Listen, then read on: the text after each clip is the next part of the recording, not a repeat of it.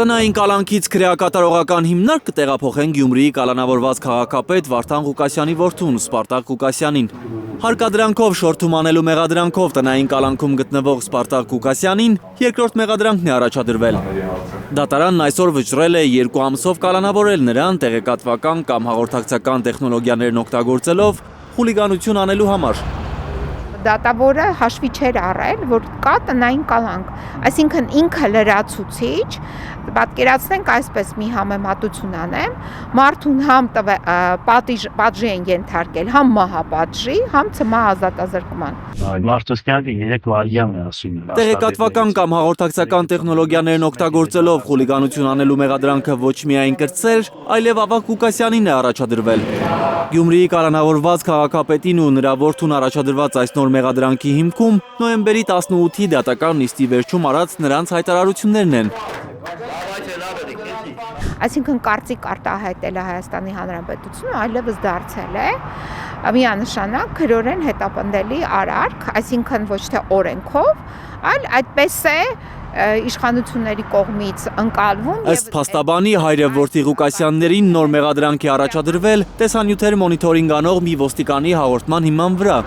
Փոստանջյանի համար զարմանալի չէ, որ միայն ընդդիմադիր հայացքներ ունեցողների հայտարարություններն են մոնիտորինգ անում։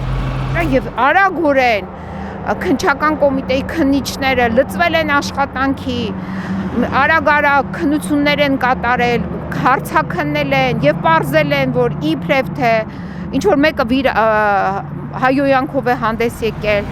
Կեսօրից հետո ժամը 14-ին է դատարանը Սպարտակ Ղուկասյանին կալանավորելու որոշում կայացրել, բայց առավոտից արդեն լրատվականները ողողված էին այդ տեղեկությամբ։ Ով էր ինֆորմացիան դաշտ նետել, հարցնում է Փոստանջյանը։ Այսինքն մենք գործ ունենք դասական պատվերի հետ եւ այդ պատվերը կատարել են ոչ միայն քննիչները, դատախազները,